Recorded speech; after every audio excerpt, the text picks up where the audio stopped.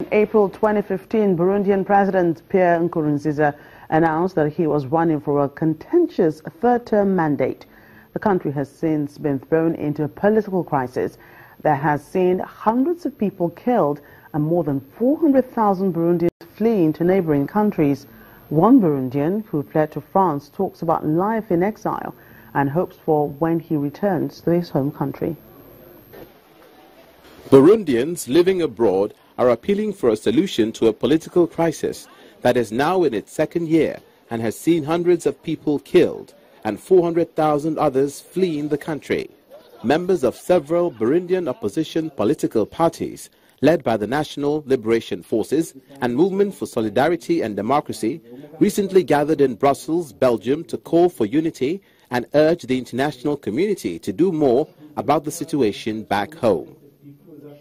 The meeting included journalists, activists and members of civil society, many of whom were forced to flee after President Pierre Nkurunziza ran for a third term in 2015, triggering a wave of political violence. Human rights organizations have also warned that crimes against humanity are being committed in Burundi, with the risk of intensifying to genocide.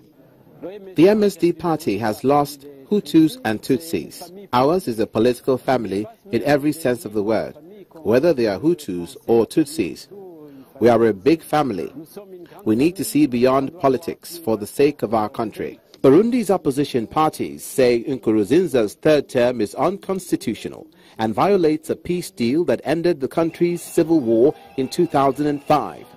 Government officials and members of the opposition have been among those killed in a tit-for-tat violence by rival sides. The UN High Commissioner for Human Rights last month expressed concern over the activities of the youth wing of the ruling CNDD-FDD party, which includes night raids on opposition homes, and has asked authorities to end the impunity. Terence Ndayisenga and his family fled Burundi early this year. Married to a former journalist from the Popular Radio Broadcasters Association, and he himself a member of the MSD, Terence and his wife Diane became targets of the government crackdown on protesters and critics. After receiving several threats and a raid on their house, Terence, Diane and their 3 children sought asylum in France, where they've been living since January.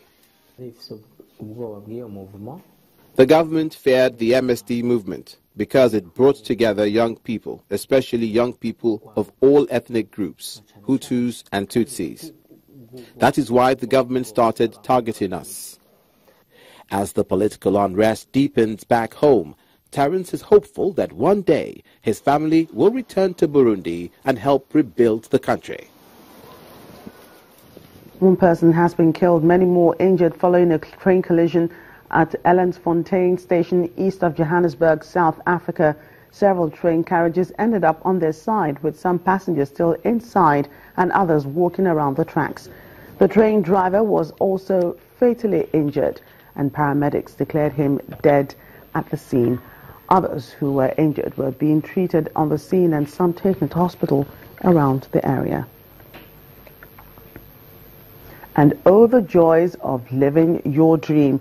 That's exactly what happened to 27-year-old Ng Al-Shazli, who dreamt of as a small girl of becoming a ballerina, and she has been living her dream, albeit for just 3 years. Using a pair of worn-out ballet shoes and armed with determination, Shazli is spinning away into Egypt's cultural history as one of the few ballerinas around who wears the traditional hijab Muslim headscarf. At first, she had her reservations about performing on stage with her hijab on. But after performing as part of the Corps de Ballet in Cinderella and the Waltz of the Hours in 2016 at the Russian Cultural Center, Shazli knew religion was not going to stop her from fulfilling a childhood dream. When I went to this place, I discovered that I could get on stage when I'm wearing the hijab. I will wear the same clothes as the others. I will cover my hair with a black veil, and the most important thing is that I do not look different from the rest of the team. I was committed to the hijab, and I was wearing a long-sleeve dress, and at the same time, I did what I liked.